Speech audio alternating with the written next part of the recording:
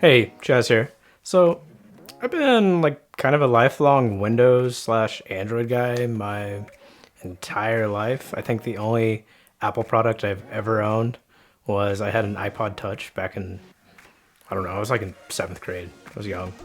Never had an iPhone or an Apple Watch or, really any ties to like the Apple ecosystem. The only Apple product I've used in the last like 10 years is got a MacBook Pro from 2015, and that's not even mine. That's my company's. I work a full-time job, and they supplied me with that to use. Apple always kind of felt like I don't know, like a cult to me. You see these long lines of people like, oh man, I gotta get that iPhone. Gotta get that iPhone.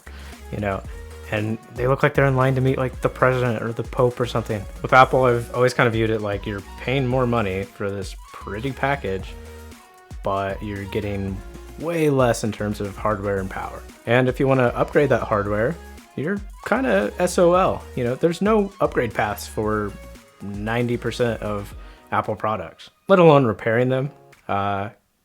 Good luck.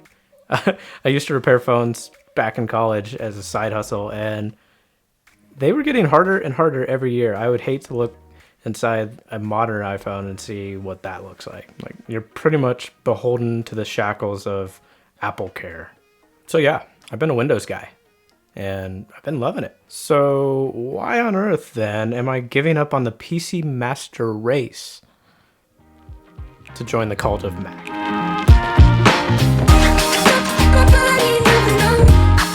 I mean, it kind of boils down to like, it's not like Apple's changed. All those things that I said are pretty much still true. It's not like Windows has changed. It's pretty much the same as it's always been. The change is kind of with me and who I am and what I do. So even just up until like a year ago, I was hardcore gamer. I needed that new graphics card, needed a fast processor, I need 7,000 frames per second to play whatever I'm playing. Nowadays, I don't really game anymore. I play like Teamfight Tactics, and sometimes I'll play like a party game with friends, like Pummel Party or Among Us. And gaming, like, that's always been the thing keeping me to Windows, right? Because on Mac, you really don't have a whole lot of options. Like, sure, some games have been ported over to work on Mac, but 90% of my Steam library is just gone. And nowadays, it seems like I'm doing more like research and creative work and things like that. And so, I mean, you can still do all that on a PC, so that still doesn't quite explain why. So it kind of boils down to this. You may have noticed it's been a while since I put a video back up here, and hopefully everything looks like a step up from that video. But what actually happened is I did make 2 videos in that time frame. I just never uploaded them. The first one was right when this whole 2020 craziness was starting. I made a video on how to use a camera like this Sony as a webcam, for Zoom meetings and Microsoft Teams. And as I was making that video, I was using Adobe Premiere, and Adobe Premiere has kind of just like gotten to this point where it's so bloated that it actually slows down my workflow quite a bit, especially because I don't have a whole lot of practice in Adobe Premiere. I'm sure if I spent more time and I'd be zipping through videos. At the end of the day, it took me way too long to get that video edited. And by that point, it seemed like everyone, like even your mainstream, like Forbes and Wall Street Journal, they had guides on how to do it as well. So I was a little late to that party just because Adobe was kind of bloated, and I, as a new user, it wasn't really intuitive for me to move around, even though I have been using Adobe products for like 10 years. The fact that I have a full-time job and, just can't sit down and edit for 8 hours definitely doesn't help. Yeah, that one's kind of on me, but, if Premiere were a little less bloated, like, hey, maybe I could have pulled it off in time. And the second video I made was, you might notice this is a new space. So I actually moved back in June. And I made like sort of a vlog style start, and then transition that into sort of a tour of, the new shooting space. This is one of them. There's another one in the other room, which it's cool just to have these dedicated spaces now. Probably like my best video yet that I was like super, super proud of. Another downside of using Adobe Premiere is you kind of learn to sit with your fingers on Control and S, because you're gonna be saving every 5 minutes. Premiere is so prone to crashes that I swear every person who uses it must go through at least like 4 or 5 a day. You know what? I learned to adapt. Control S, save, save, save. And, you know, for the most part, that was all right. Until I was like 90% done with the edit. And Adobe fully crashed. My whole system went down. I got a blue screen. I thought, okay, you know what, just restart the PC. Project will still be there. I just saved it like 5 minutes ago. Yeah, not so much. I lost that project, is the moral of the story. And that kind of like, that hurt. Yeah, I tried to reopen that project. It was corrupted.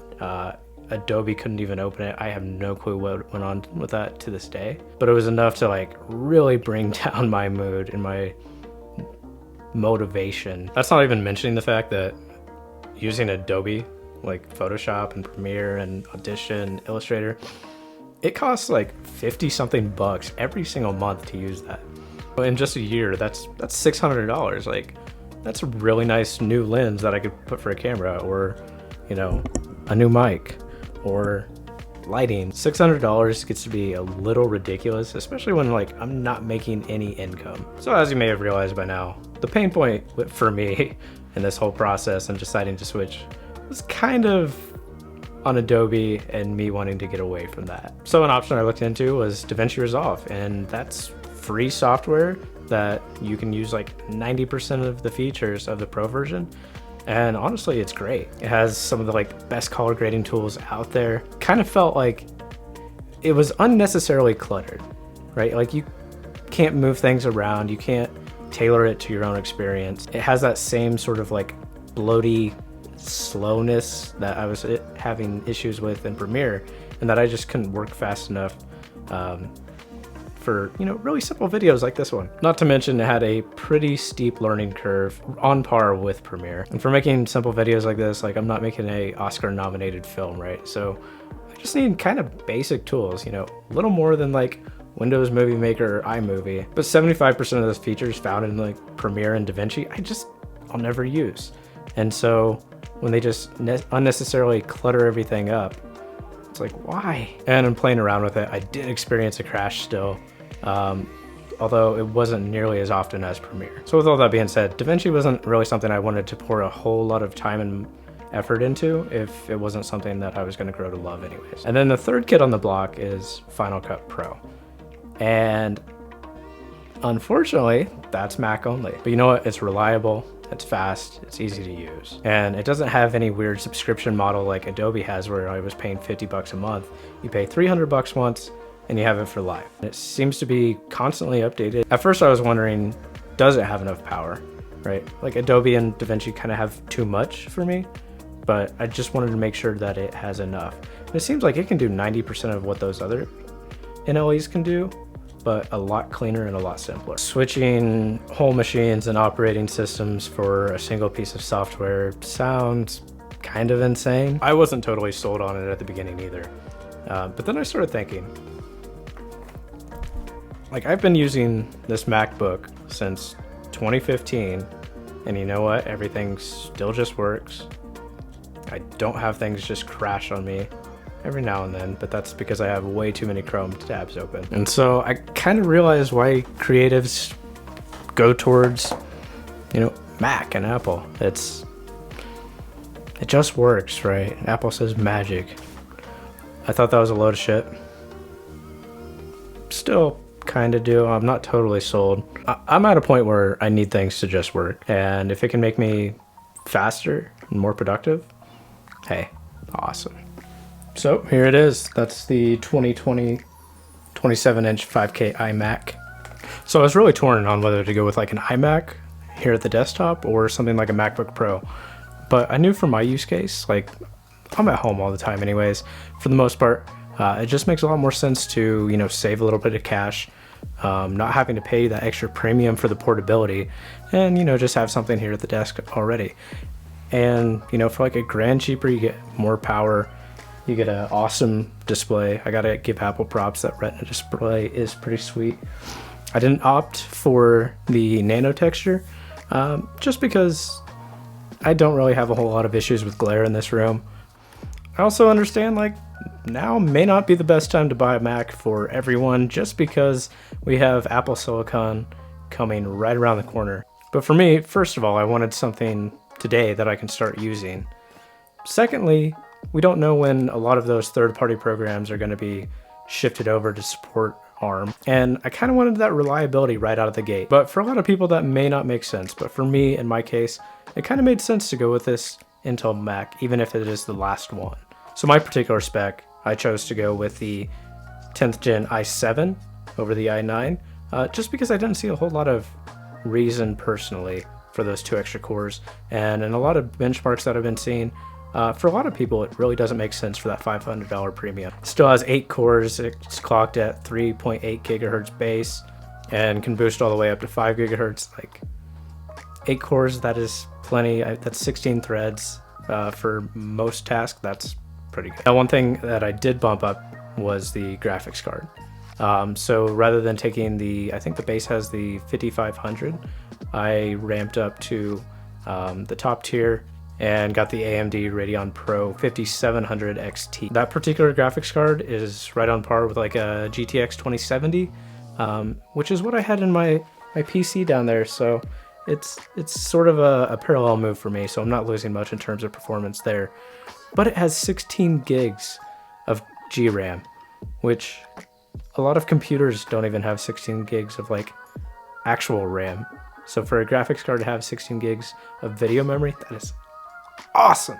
Especially for things like, you know, editing videos. Another place where I paid the Apple tax was the SSD. So base, I think they sent it out with a 512 megabyte drive. For me, I knew that's not going to be enough, right? Especially if I am wanting to run Windows on the side so I can still play games. And with all these like large 4K video files that I'm playing around with, I would fill that up in no time. So I bumped that up to 2 terabytes. That way I can still allocate about half a terabyte over to Windows to use for Steam library, things like that. And the other 1.5 terabytes I'll be using for the macOS itself. That'll give me plenty of space to edit multiple projects at once without really having to worry about, you know, backing things up to an external drive right away. I know it's best practice and I should do that. One day I'll get a NAS. Leave me alone. And the last thing that I sort of upgraded from the base model was it comes standard with a 1 gigabit LAN, which is great for 99% of people. And I'm one of those 99% of people. But I foresee that in the future, if I do want to get a network attached storage solution, it would be really great to have that 10 gigabit option. And it's only $100 more, so that's why I added that into there. Because if I do want to have that as a possibility, awesome. Am I in focus?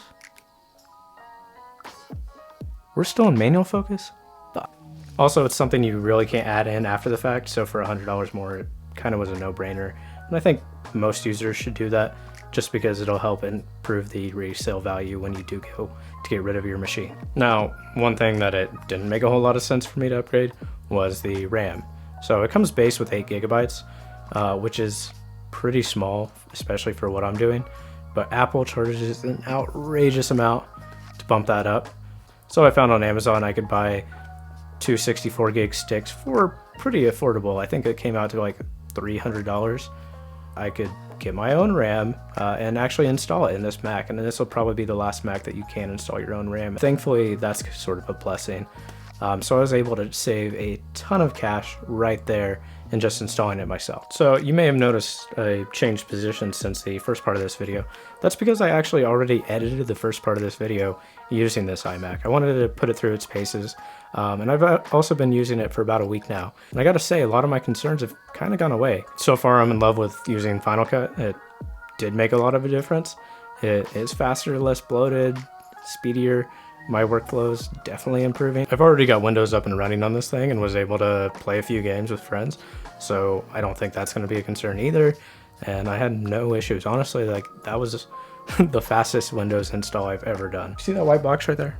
That's my PC, and honestly, I have not touched it since I plugged this thing in. I wanted to take some time and see, like, would I actually go back to it for anything, and I haven't yet. So I think it's pretty safe to say that I'm going to be sticking with this setup and actually getting rid of that to try and recoup some of my costs. I'll have links to everything down in the description. You can go check it out. None of them are affiliate links just yet. Anyways, thanks so much for watching. I really do hope that you enjoyed this video. If you did, go ahead and hit the like button. And if you want to see more videos like this one in the future from me, hit subscribe. I'll be I'll be more frequent than I have been. I'm so sorry about that. Also, those of you that left those awesome comments, thank you so freaking much. That made my day. Like, seriously, that inspired me to like get back out here. So I do appreciate that. Anyways, guys, I will see you in the next one.